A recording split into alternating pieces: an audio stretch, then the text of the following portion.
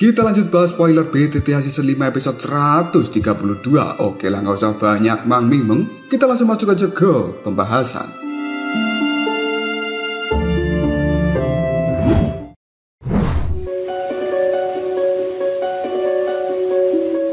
Pertempuran siang tadi yang terjadi di kota Y masih menjadi percakapan yang cukup ramai hingga malam hari, karena pertempuran seperti itu adalah sesuatu yang jarang terlihat di dataran tengah ini. Apalagi dengan kemunculan identitas dari Shosun-er pada akhir pertarungan membuat banyak orang dari wilayah Pil jelas memahami faksi kuat mana yang sampai membuat lembah sungai es ketakutan dan memilih mundur dari tempat ini. Hal itu membuat semua orang yang ada di dalam kota Y bertanya-tanya siapa sebenarnya gadis tersebut. Cerita kemudian berpindah ke dalam kamar Xiaoyan yang saat ini dia sedang memejamkan matanya dan memulihkan seluruh tenaga di dalam tubuhnya. Xiaoyan kini juga melakukan penyembuhan terhadap efek luka yang ditimbulkan dari dirinya menggunakan 3 perubahan misterius api surgawi. Pelatihan yang dilakukan oleh Xiaoyan ini berlangsung selama 2 hingga 3 jam sebelum pada akhirnya Xiaoyan membuka matanya yang telah tertutup rapat. Wajah pucat dari Xiaoyan sebelumnya kini telah pulih dan dia terlihat lebih bertenaga. Sambil memandangi dirinya sendiri, Xiaoyan menghela nafas. Kemudian dia berkata di dalam hati, kekuatanku sebenarnya masih kurang. Dengan kekuatan saat ini, aku paling bisa berurusan dengan ahli puncak kelas Dozong.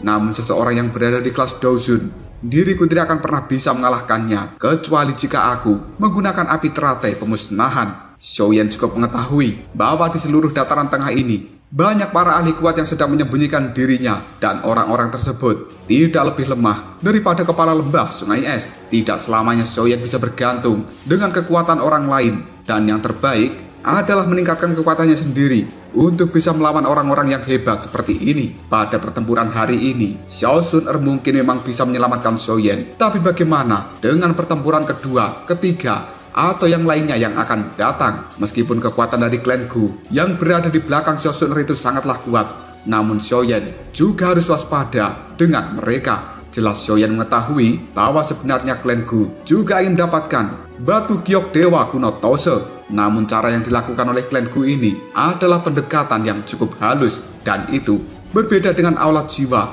yang menggunakan taktik kasar dengan cara menculik ayah dari Xiaoyan. Selain itu, Xiaoyan juga mengetahui bahwa campur tangan dari Xiao Sun-er yang telah menyelamatkan dirinya hari ini kemungkinan akan segera sampai di telinga dari klan Gu. Xiaoyan harus memikirkan skenario terburuk jika sampai klan Gu benar-benar menyerang dirinya suatu hari nanti demi upaya untuk merebut batu giok dewa kuno Tose. Sebelum hal itu terjadi, Xiaoyan harus memiliki kekuatan yang cukup untuk bisa mempertahankan batu giok dewa kuno Tose yang ada di tangannya.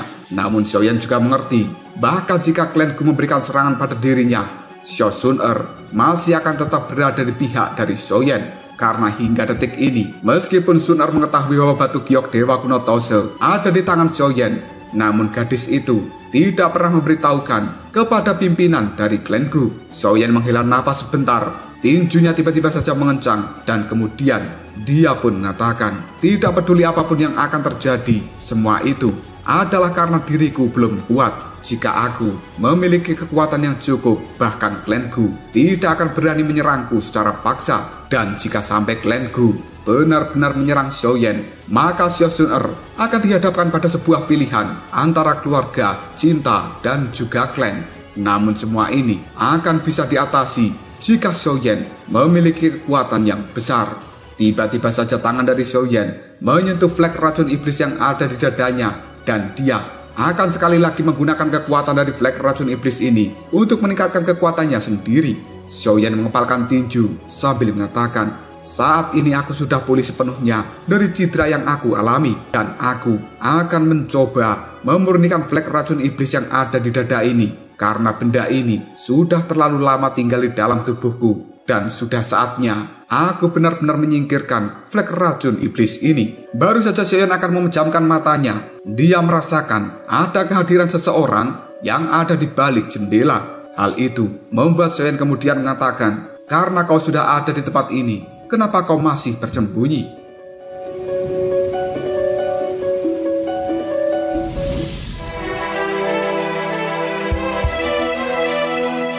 Setelah Xiaoyan mengatakan hal itu, sosok gadis cantik pun tiba-tiba saja masuk ke dalam kamar dari Xiaoyan. Karena itu adalah Xiao Sun-er. Yang kemudian Sun-er pun berkata, "Ini sudah larut malam, kakak Xiaoyan, kenapa kau belum beristirahat?" Xiaoyan buru-buru mengulurkan tangannya dan dia meraih tangan dari Xiao Sun-er. Hal ini membuat raut wajah dari Sun-er dalam sekejap saja terlihat cukup malu. Namun dia tidak berusaha melepaskan pegangan tangannya dari tangan Xiaoyan. Sun-er pun menggeser kakinya dan dia saat ini duduk di sisi dari tempat tidur Xiaoyan. Wajahnya dengan lembut bersandar di bahu dari Xiaoyan, kemudian dia bergumam, "Kakak Xiaoyan, Sun-er sangat merindukanmu selama ini." Xiaoyan tiba-tiba saja menggeser tangannya dan dirinya memeluk pinggang dari Xiao Sun-er. Setelah itu, Xiaoyan juga membenamkan kepalanya di rambut dari Sun-er. Sesaat kemudian, Xiao Sun-er pun mengangkat kepala dan tatapan matanya melihat pada Xiaoyan, kemudian mengeluarkan sebuah gulungan berwarna emas sambil mengatakan, "Kakak Xiaoyan, ini merupakan 3 segel terakhir dari teknik segel dewa. Dengan kekuatan kakak Xiaoyan saat ini, kau seharusnya bisa melatih segel ketiga. Dan kakak Xiaoyan, kau tidak boleh menolak pemberianku ini. Dataran tengah itu bukanlah wilayah hitam. Di tempat ini ada banyak sekali ahli yang sangat kuat. Dan seseorang akan lebih aman jika memiliki banyak teknik untuk melindungi dirinya sendiri. Sun-er tidak bisa untuk terus-menerus tinggal di tempat ini. Oleh karenanya, kau tidak boleh mencari alasan untuk menolak teknik segel dewa ini." Xiaoyan cukup terkejut ketika dia melihat sebuah gulungan emas yang diberikan oleh Xiao Sun-er. Dengan ragu-ragu, Xiaoyan memandangi wajah dari Xiao Sun-er dan akhirnya dia pun menerima gulungan ini yang di dalamnya berisi 3 teknik terakhir dari teknik segel dewa.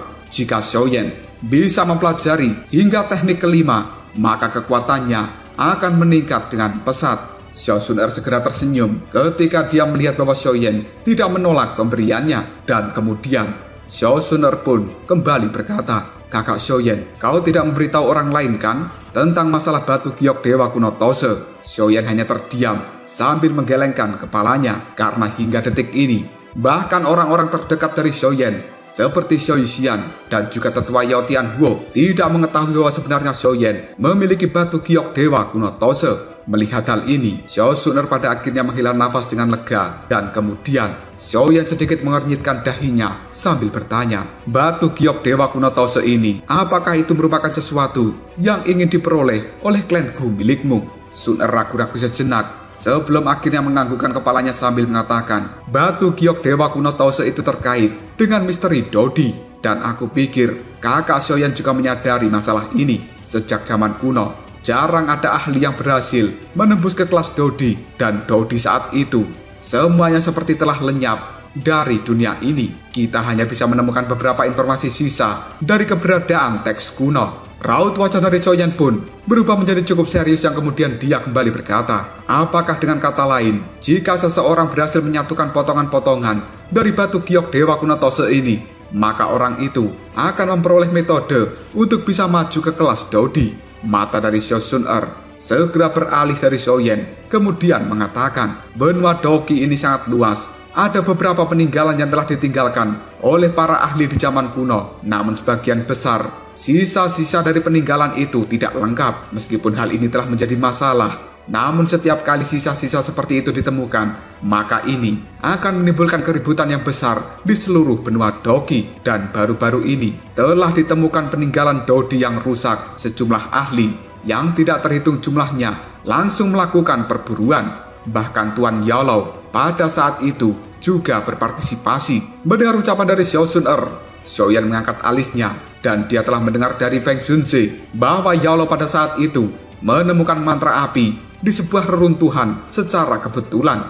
Dan kemungkinan mantra api ini memang berasal dari reruntuhan kuno tersebut.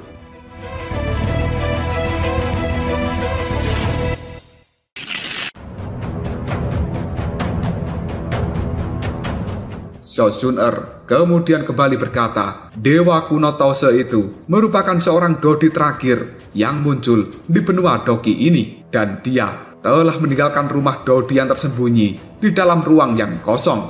Rumah Dodi ini terpelihara dengan cukup baik. Klan Gu milikku dan juga Aula Jiwa sebenarnya memiliki rencana untuk masuk ke dalamnya. Dan batu giok Dewa Kuno Tose merupakan kunci untuk membuka rumah yang ditinggalkan oleh Dewa Kuno Tose tersebut. Ekspresi di raut wajah Xiaoyan kembali berubah menjadi lebih serius setelah mendengarkan cerita dari Xiao Sun-er, yang kemudian Xiao Sun-er pun kembali mengatakan, oleh karena itu, sebelum kakak Xiaoyan memiliki kekuatan yang besar, kau tidak boleh mengekspos keberadaan dari batu giok Dewa Kuno Tose yang ada di tanganmu. Xiaoyan secara perlahan menganggukkan kepalanya, yang kemudian dia bisa melihat raut wajah serius dari seorang Xiao Sun-er dengan lembut. Xiaoyan berkata, apakah sebenarnya alasan dari aula jiwa menangkap ayahku? Juga karena hal ini, Xiao Sun-er pun menganggukkan kepalanya lalu dia mengatakan, kakak Xiaoyan, klan Xiao milikmu itu pernah dianggap sebagai faksi tingkat atas di seluruh benua Doki ini. Pada saat itu, kekuatan dari klan Xiao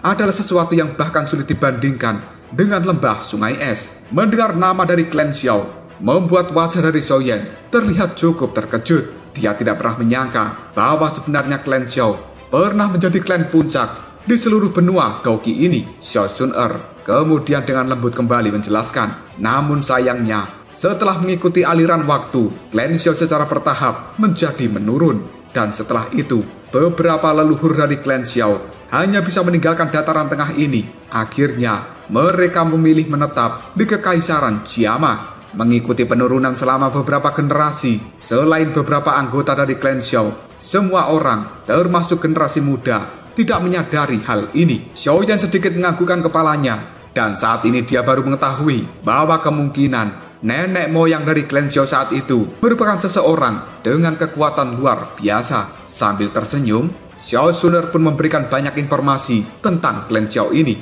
Kakak Xiaoyan, leluhur dari klan Xiao itu memang orang yang benar-benar luar biasa. Dalam beberapa ratus tahun, dia telah berdiri di puncak dari seluruh benua Doki ini. Dan hanya ada 4 orang saja di seluruh benua Doki yang mampu menandingi kekuatannya. Meskipun Xiaoyan sudah siap mendengarkan informasi dari Xiao Sun-er, namun kali ini dia masih tercengang dan tidak menyangka bahwa di masa lalu hanya 4 orang saja di seluruh benua Doki yang bisa menandingi leluhur dari klan Xiao. Pencapaian seperti ini memang sesuatu yang cukup mengejutkan. Xiaoyan merasa darah di dalam tubuhnya tiba-tiba saja mendidih ketika membayangkan hal ini, yang kemudian membuat Xiaoyan berkata, tidak terduga bahwa sebenarnya leluhur dari klanku memiliki pencapaian seperti itu. Sambil tersenyum, Xiao Sun-er pun kembali mengatakan, bakat dari leluhur klan Xiao adalah sesuatu yang bahkan dikagumi oleh klanku milikku. Di bawah kepemimpinannya, hubungan antara klan Xiao dan juga klanku sangatlah baik pada saat itu, dan perjanjian aliansi juga telah dibentuk di zaman kuno.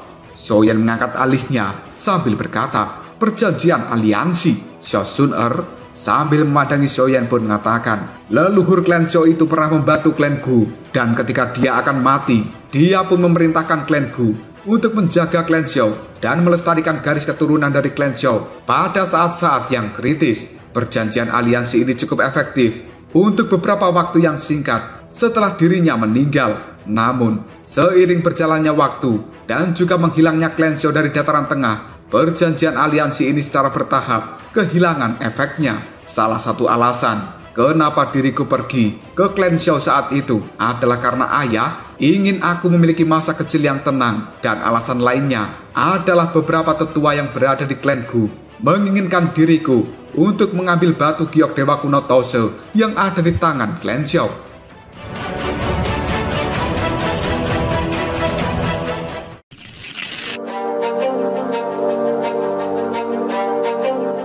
Xiaoyan tersenyum dengan sedikit licik, yang kemudian dia mengatakan, tapi bagaimanapun juga, mereka tidak akan pernah berharap untuk tidak hanya mendapatkan kegagalan dari mendapatkan batu giok Dewa Kuno Tose, namun mereka juga tidak tahu bahwa sebenarnya akan kehilangan harta yang bahkan lebih berharga daripada batu giok Dewa Kuno Tose ini. Mendengar ucapan dari Xiaoyan, Xiao Sun-er pun sedikit terkejut, yang kemudian bertanya, kakak Xiaoyan, apa maksudmu? Sebelum Xiaoyan menjawabnya, Xiao Sun-er akhirnya menyadari bahwa yang dimaksud dengan harta yang paling berharga sebenarnya adalah Sun-er. Dalam sekejap saja, raut wajah dari Sun-er kini telah berubah menjadi memerah, dan dia terlihat cukup malu. Sambil memandangi Sun-er, Xiaoyan kembali bertanya, aku ingin tahu siapa nama leluhur dari klan Xiao ini. Mendengar pertanyaan seperti ini, Sun Er hanya bisa tersenyum, kemudian jawabnya, "Kenapa? Apakah kakak Xiaoyan berencana untuk menjadikan leluhur sebagai idola barumu?" Xiaoyan hanya mengangkat kepala sambil mengatakan, "Bagaimanapun juga dia adalah leluhurku dan aku adalah keturunannya. Bagaimana jika diriku bahkan tidak tahu siapa nama dari leluhurku sampai dirinya meninggal?" Mendengar hal ini, Sun Er hanya tersenyum kemudian mengatakan, "Leluhur dari klan Xiao itu bernama Xiao Xuan." Xiaoyan kemudian segera bergumam, "Xiao Xuan, dia memang layak menjadi leluhur dari klan Xiao. Namanya benar-benar mendominasi." Selanjutnya sambil memandangi Xiaoyan, Sun Er pun berkata, "Makam kuno dari leluhur Xiao Xuan kini berada di alam Gu. Namun makam kuno tersebut memiliki kekuatan misterius. Meskipun beberapa dari mereka dengan kekuatan yang sangat kuat di dalam klan Gu masih tidak bisa dengan paksa memasuki makam kuno ini. Dan hal itu membuat orang-orang dari klan Gu tidak berani menerobos masuk secara acak. Terutama karena mereka juga mengetahui bahwa sebenarnya Xiao Xuan telah banyak membantu klan Gu ketika dia masih hidup. Kakak Xiaoyan, jika aku bisa menebak dengan benar, kemungkinan hanya dirimu yang merupakan anggota dari klan Xiao yang bisa memasuki makam kuno ini. Jika kau memiliki kesempatan untuk pergi ke alam Gu, kau mungkin bisa mengunjungi dan juga melihat makam itu. Dan aku rasa dirimu akan bisa mendapatkan sesuatu dari dalam sana." Ekspresi di raut wajah Xiaoyan kini telah berubah menjadi lebih serius setelah mendengar ucapan dari Xiao Sun Er, yang kemudian dirinya pun mengatakan, "Secara alami aku memang harus melakukan perjalanan ke makam leluhur. Setelah aku memiliki kekuatan yang cukup di masa depan, kemungkinan diriku akan memindahkan makam leluhur dari klan Xiao ini supaya bisa membuat seluruh keturunan dari klan Xiao untuk menyembahnya siang dan malam." Sun Er tertawa lalu mengatakan, "Kemungkinan tetua Xiao Xuan akan sangat senang jika mendengar kata-katamu." Segera setelah itu, Xiao Sun Er tampak telah mengingat sesuatu, kemudian berkata, "Tapi kakak Xiaoyan, yang terbaik untukmu saat ini adalah tidak menyebarkan berita bahwa dirimu merupakan keturunan dari tetua Xiao Xuan. Meskipun klan Xiao saat itu bersinar dengan terang di seluruh benua Daoqi, namun klan Xiao juga telah menyinggung beberapa faksi yang kuat, dan beberapa dari faksi-faksi tersebut masih ada hingga saat ini. Jika mereka mengetahui tentang identitas aslimu, kemungkinan akan membawa masalah bagi dirimu sendiri." Sambil mengusap janggutnya, Xiaoyan pun bertanya, "Apakah faksi ini sekuat lembah sungai es?" Xiao Sun Er menggelengkan kepalanya, yang kemudian berkata, "Faksi-faksi yang berada di wilayah dataran tengah ini, seseorang telah meringkasnya menjadi satu aula, satu menara, 2 sekte, 3 lembah, 4 pavilion. Dan wilayah dataran tengah juga sangat luas. Selain yang aku sebutkan tadi, masih cukup banyak faksi yang telah tersembunyi di dalamnya. Misalnya, ada klan Gu milikku yang tidak termasuk dari apa yang telah kusebutkan barusan. Tapi apakah ada seseorang yang memiliki pengetahuan berani mengatakan bahwa klan Gu adalah faksi yang lemah? Selain itu, beberapa faksi yang ada di seluruh dataran tengah ini yang kemungkinan tidak menonjolkan diri. Mereka secara diam-diam memiliki kekuatan yang cukup mengerikan.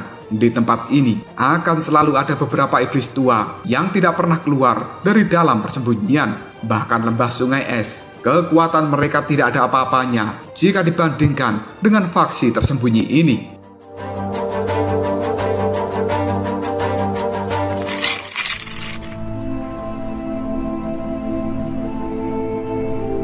Mendengar ucapan dari Xiao Sun Er, membuat Xiaoyan terdiam sambil menggosok kepalanya sendiri. Detik berikutnya, Xiao Sun Er pun dengan lembut mengusap wajah dari Xiaoyan. Dia cukup khawatir dengan kekasihnya ini, yang kemudian berkata, "Kakak Xiaoyan, Sun Er kemungkinan tidak bisa tinggal lama selama perjalanan kali ini. Jika tidak, maka hal itu akan membawa banyak masalah pada dirimu, dan kau saat ini harus mengandalkan dirimu sendiri untuk menangani semua masalah yang akan datang setelah diriku pergi. Oleh karenanya, kau jangan pernah bertindak gegabah." Mendengar ucapan dari Xiao Sun Er yang hendak pergi, membuat Xiaoyan mencengkeramkan kepala tangannya, dan kemudian dia pun memeluk pinggang dari Sun Er dengan cukup erat. Sambil memandangi wajah Xiao Sun Er, Xiaoyan bertanya, "Kapan aku bisa pergi ke alam Gu untuk mencari dirimu?" Xiao Sun Er sambil tersenyum dia pun menjawabnya, "Selama kau memiliki kepercayaan diri, kau bisa datang kapan saja kau suka. Tidak peduli apapun yang terjadi, yang perlu diketahui oleh kakak Xiaoyan adalah Sun Er akan selalu berdiri di pihakmu. Xiaoyan menganggukkan kepalanya, yang kemudian dia berkata, "Tenang saja, aku tahu berapa banyak tantangan dan juga masalah yang akan aku hadapi ketika diriku menuju ke alamku. Dan aku tidak akan gegabah karena aku ingin mereka semuanya tahu bahwa penglihatanmu adalah yang terbaik." Mendengar ucapan dari Xiaoyan, Sun Er hanya bisa tersenyum sambil menurunkan dagunya. Dan dia kali ini menyandarkan kepalanya di dada dari Xiaoyan. Selanjutnya, tatapan mata dari Xiaoyan dan juga Xiao Sun Er kini telah saling berpandangan dan mereka pun menjadi cukup panas. Tanpa sadar, tangan dari Xiaoyan yang sejak tadi memegangi pinggang dari Xiao Sun Er kini telah bergerak untuk menembus pakaiannya dan meraba kulit mulus dari Xiao Sun Er. Merasakan hal seperti ini membuat tubuh dari Sun Er merasa cukup panas. Namun dia juga merasakan raba-raba nikmat seperti itu. Hawa nafsu keduanya pun menjadi meningkat. Wajah Sun Er kini telah berubah menjadi cukup merah. Begitu juga dengan Xiaoyan, karena hingga detik ini tangan dari Xiaoyan sebenarnya sudah berselancar di kulit mulus dari Xiao Sun Er. Hal itu tanpa sadar membuat Sun Er mengeluarkan suara erangan yang cukup memukau. Mendengar hal ini, jantung dari Xiaoyan tiba-tiba saja juga berdetak menjadi lebih kencang. Tidak bisa menahan diri lagi, keduanya saat ini langsung berciuman di atas tempat tidur. Tubuh Xiaoyan dan juga Xiao Sun Er menjadi semakin bergairah dan ciuman keduanya menjadi semakin bernafsu. Lidah keduanya kini telah menyapu satu sama lain. Anjay, kenapa pembahasannya harus seperti ini anjir? Puasa pertama, adegan mesum, kampret. Tangan dari Xiaoyan terus berkeliaran di pinggang dari Sun Er. Tanpa sadar telah menyentuh dua gunung yang cukup besar dan empuk. Apalagi nih anjay. Godaan macam apa ini anjir? Kenapa adegannya menjadi seperti ini? Aduh, parah nih. Namun ketika merasakan hal itu, Xiao Sun Er tidak menolak remasan-remasan empuk dari Xiaoyan. Dan tanpa sadar, tangan dari Xiaoyan secara diam-diam membuka pakaian dari Xiao Sun Er. Kulit yang mulus dan juga putih kini telah langsung terlihat. Dan sebelum kejadian seperti ini menjadi kelewat batas, tiba-tiba saja dari luar terdengar suara, "Nona muda, aku memiliki sesuatu yang harus didiskusikan dengan dirimu." Karena itu adalah suara salah satu tetua dari klan Gu yang bertugas melindungi Xiao Sun Er dari hal apapun. Teriakan yang berisi doki yang cukup kuat itu membuat Xiaoyan dan juga Xiao Sun Er menjadi cukup terkejut. Akhirnya, hawa nafsu mereka berdua kini langsung memudar dan menghilang begitu saja. Pas lagi panas-panasnya, tiba-tiba saja tersiram air es. Ya rungkat.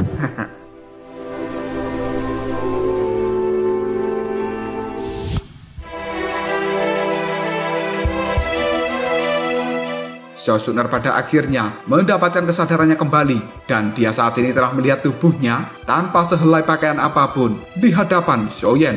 Wajah dari Sun Er segera memerah dalam sekejap. Tatapan matanya kini melihat pada Xiaoyan dan terlihat cukup marah, sementara Xiaoyan sendiri menjadi terlihat cukup malu. Xiao Sun Er kemudian menarik selimut yang ada di tempat tidur Xiaoyan untuk membungkus dirinya sendiri. Xiaoyan benar-benar canggung di hadapan dari Sun Er yang kemudian dia berkata, "Bukan salahku, karena kau sebenarnya juga mau." Melihat Xiaoyan yang cukup canggung di hadapannya, Xiao Sun Er hanya bisa tersenyum. Yang kemudian dia berkata, "Kakak Xiaoyan, sebenarnya kau adalah seorang jabingan. Aku tidak menyangka kau akan memiliki pikiran yang cukup nakal seperti ini." Dengan raut wajah yang terlihat bersalah, Xiaoyan menjawabnya, "Apa yang bisa aku lakukan untuk melawan daya pikat dari seorang Xiao Sun Er?" Wajah Sun Er sekali lagi berubah menjadi memerah dan kemudian dia menutup mulut dari Xiaoyan sambil berkata, "Jangan bilang apapun tentang hal ini." Xiaoyan hanya menganggukkan kepalanya sambil memandangi Xiao Sun Er. Sementara Sun Er kini berkata pada Xiaoyan, "Kakak Xiaoyan, garis keturunan yang ada di tubuh dari Sun Er belum sepenuhnya terbangun dan aku tidak bisa melakukan hubungan apapun untuk saat ini. Jika tidak, maka konsekuensinya akan sangat serius. Tunggu sampai kita bertemu kembali, oke? Dan kau bisa bebas menikmati tubuhku."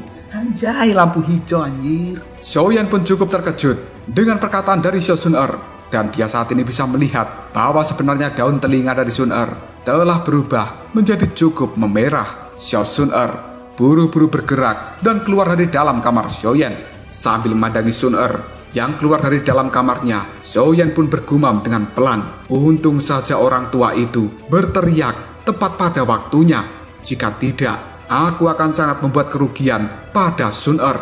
Goblok, benar-benar goblok. Kenapa aku tidak bisa mengendalikan diriku? Di luar kamar dari Xiaoyan, dua tetua saat ini telah mondar-mandir karena mereka cukup ketakutan jika terjadi apapun pada Xiao Sun-er di dalam kamar Xiaoyan. Seorang pria dan juga gadis muda yang memiliki nafsu dan gairah yang besar berada di dalam kamar berduaan. Hal-hal semacam itu pasti akan sangat memicu yang namanya nafsu birahi. Pikiran dari dua tetua ini pun menjadi cukup berantakan karena jika sampai terjadi apapun pada Xiao Sun-er, apalagi sampai kehilangan perawannya, bagaimana bisa dua tetua ini bertanggung jawab di hadapan pimpinan dari klan Gu? Tepat ketika mereka memikirkan masalah besar seperti ini, pintu kamar dari Xiaoyan pun terbuka dan Xiao Sun-er kini telah keluar dari dalamnya. Tetua Lin dengan cukup gelisah, dia pun berkata, "Nona muda." Di hadapan dua tetua ini, Xiao Sun-er masih bisa mempertahankan penampilan dingin dan juga acuh tidak acuh miliknya.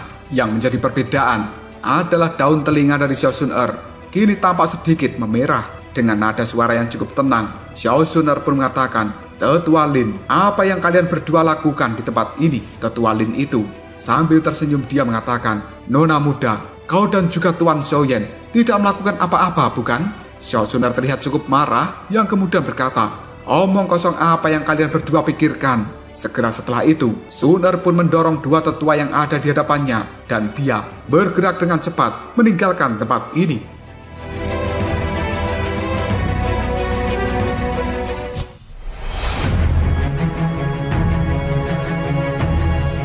Kedua tetua berjubah hitam itu hanya bisa menarik nafas dengan lega karena tidak terjadi apapun pada Sun-er. Tetua Lin sambil mengusap kepalanya sendiri, dia berkata, "Sepertinya tidak ada perubahan pada aura nona muda dan kita bisa yakin bahwa dia memang tidak melakukan apapun di dalam kamar bersama dengan Xiaoyan." Tetua yang lainnya pun juga mengusap dadanya sendiri sambil berkata, "Hal itu juga karena kita berdua berteriak tepat waktu. Mengingat karakter dari nona muda, daun telinganya tidak akan pernah menjadi merah jika tidak ada yang terjadi pada dirinya. Namun untungnya mereka berdua tidak sampai mencapai tahap QQ empuk jeruk." Tetua Lin sambil menghela nafas, dia pun berkata, "Benar, untung saja hal itu tidak terjadi. Jika sampai mereka berdua melakukan QQ empuk jeruk, maka kita berdua akan menjadi pendosa dari klan Gu. Bagaimana bisa kita bertanggung jawab di hadapan pimpinan dari klan Gu?" Sementara di dalam kamar, Xiaoyan saat ini memeluk selimut yang digunakan Xiao Sun-er untuk membungkus dirinya sendiri. Xiaoyan untuk sejenak tersenyum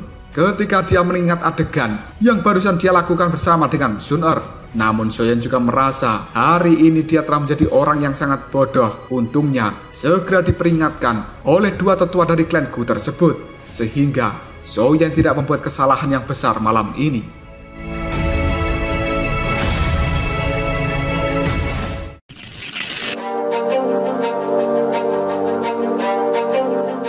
Setelah pikiran dari Xiaoyan menjadi cukup tenang, dia pun mengambil gulungan emas yang telah diberikan oleh Xiao Sun-er sebelumnya. Dan di dalam gulungan ini, Xiaoyan melihat ada 3 segel terakhir dari teknik segel dewa. Jika Xiaoyan benar-benar menguasai kelima segel, maka kekuatannya akan sebanding dengan teknik Dao kelas surgawi. Xiaoyan cukup tahu jika teknik Dao kelas surgawi ini adalah sesuatu yang luar biasa, dan itu sebelumnya telah dia dapatkan dari teknik mengusir api 5 cincin, pemberian dari Tuan Yao Tianhuo. Jika Xiaoyan benar-benar mampu memahami kelima teknik segel dewa, maka dirinya saat ini akan memiliki 2 teknik kelas surgawi dan kekuatannya meningkat dengan pesat. Namun untuk saat ini, yang harus dilakukan oleh Xiaoyan adalah mengurus flek racun iblis yang ada di dadanya. Maka dari itu, Xiaoyan pun buru-buru menyimpan gulungan teknik segel dewa ke dalam cincin penyimpanan. Dan ini dilakukan oleh Xiaoyan sambil berkata, "Teknik Dao ini bisa aku praktekkan kapan saja, dan meningkatkan kekuatanku untuk saat ini adalah hal yang paling penting." Tetua Sibian, dengan pemberian flek racun iblis yang ada di tubuhku, meskipun sebelumnya aku dirugikan, namun hal ini merupakan hadiah yang besar dari dirimu.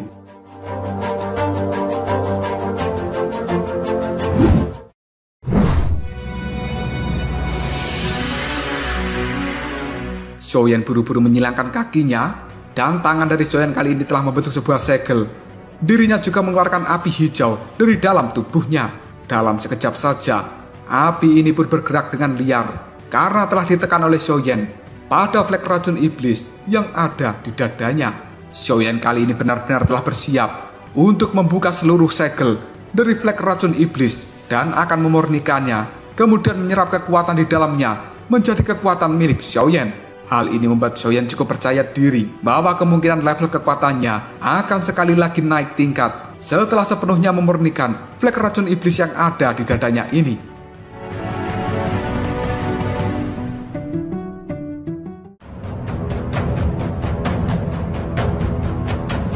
Lalu apakah yang akan terjadi selanjutnya? Mungkinkah Xiaoyan benar-benar mampu menghilangkan seluruh flek racun iblis yang ada di dadanya dan menyerap kekuatan itu untuk meningkatkan level dari kekuatannya sendiri? Jika kalian penasaran, tunggu aja jawabannya di next video Ngobrol Shop.